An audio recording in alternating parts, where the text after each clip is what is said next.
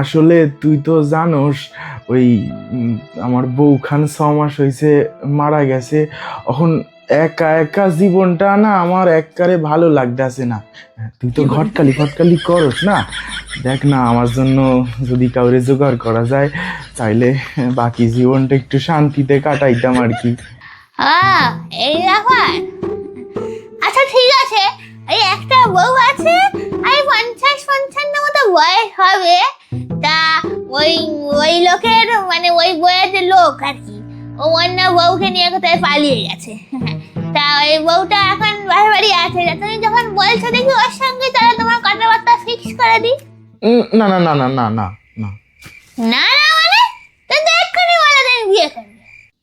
না মানে ওই বয়সটা একটু বেশি হয়ে যাইতেছে না আমার জন্য। ওই 18 থেকে 20-22 এইসব মাইয়াগো দেখ না, তাহলে ভালো হয় আর কি। এখন সরকারি চাকরি হলা ছেলেগুলো 20-25 বছরের মেয়ে পায় না। আবার মুখে ঢোক না হয় আবার কি স্বাদ দেখো। আমি সব পারবো না, এমনি মেয়ে পাওয়া যায় না। তুমি অন্য জায়গা দেখে যাও, অত এ করলে ওই বউটা আছে যদি হয় তো বলো।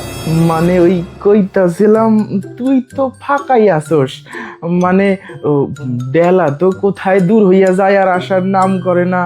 তুইও এখানে ওখানে ঘুরিয়া ঘুরিয়া বেড়াস, চুরি ছেঁচড়ামি করস, খাওয়াও ঠিকঠাক জোটে না। তুই তো আমার বিয়েটা করতে পারোস, তাহলে তোরও সমস্ত সমস্যার সমাধান হইয়া যায় আর কি।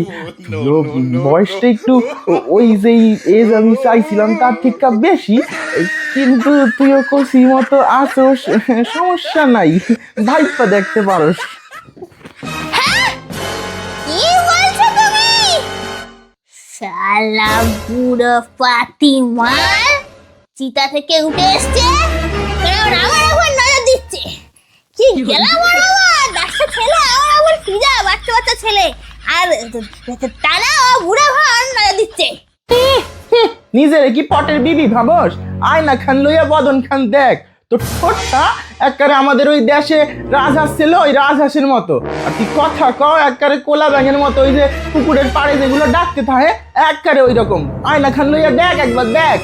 শালা আমাকে বেগ রাজহাঁস এইসব